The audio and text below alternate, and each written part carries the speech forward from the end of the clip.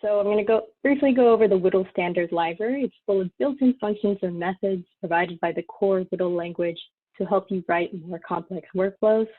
They're just some functions, some things that you could use to create those on-input declarations.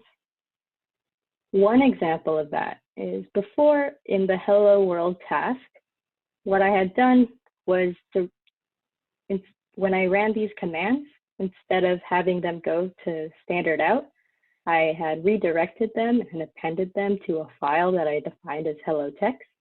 So one thing inside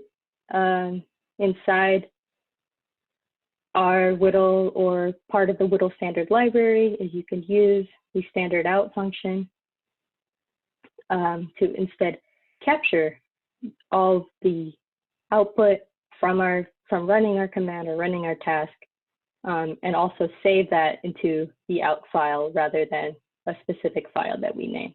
This can make the workflow more reusable because maybe you don't want to name something a certain text, you really just want to capture the standard out.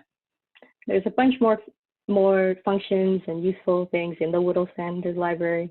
I will include that as a link for you to check out later.